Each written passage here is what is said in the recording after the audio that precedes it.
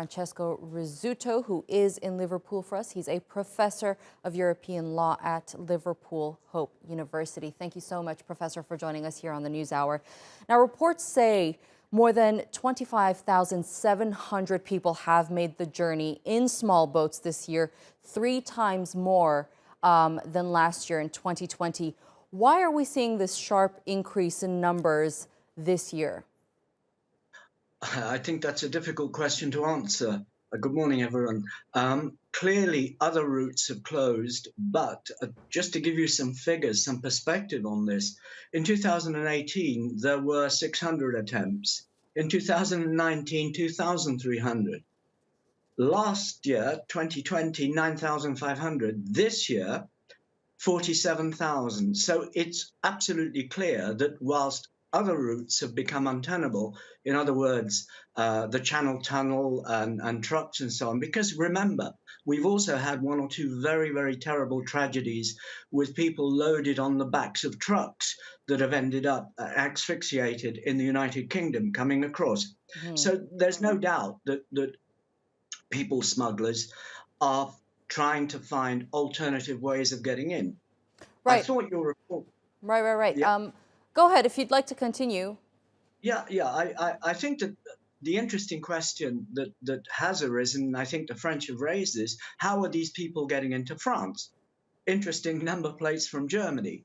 Um, how are they getting in? And I think that that's very important. That's not to say that they should be stopped at all costs, but you're trying to track back on access points, Right. which I think is very important. How are they getting to Calais? They're clearly not flying in. Are they coming via Germany? The French have said that they're coming via Belgium and the Netherlands as well. So it's clear that these people are already in Europe, Right, and and this they is want. why both sides are criticizing each other for this incident. But cooperation is key here, isn't it, for combating this issue? Why is it so hard for both sides to work together in finding some sort of resolution? Well, because I think one side, i.e., this side of the English Channel, we claim we were getting back control of our borders, and we really didn't want international cooperation, or we wanted to cherry pick post Brexit the best parts, if you like, of what being a member of the European Union and cooperating on this would bring. But please, it is very, very important to put this terrible, terrible tragedy in context. If you live in Southern Europe and you're a government of Southern Europe or a citizen of Southern Europe, you will have been experiencing this for the last 5, 6, 7 years. So in many ways, it's ironic that the countries of Northern Europe, who were not exactly being the most how supportive of Southern European states, are now having to face this Right. tragedy as if it's something new. It isn't. I think it requires an international response. I think it's very, very sad that the French and the British are throwing mud at each other over this, because it's absolutely clear Right. that the level of resource required will be far, far greater than the French have available. Why do you think these asylum seekers are choosing to get on these dinghies that are highly going to drown and make the trip through the channel into the UK instead of just staying in France? Mind you, these people pay around $4,000 to make this trip.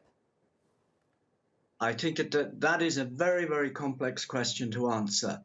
The simplest answer would be to say, well, there's no stopping the tide of human misery.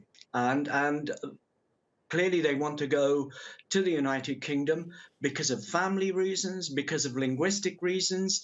There's a multiplicity of reasons why they would want to come to the UK. It is too facile, too easy to say, oh, labour market conditions in the United Kingdom are so easy, as the French are saying, so we should make it harder for these people to survive and get work when they come here.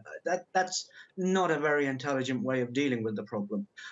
What we're dealing with here, and the English Channel is simply a minuscule expression of it, really. If you view what else has happened in the rest of Europe, what we're seeing here is a tide of human, political, and economic misery sweeping into Europe.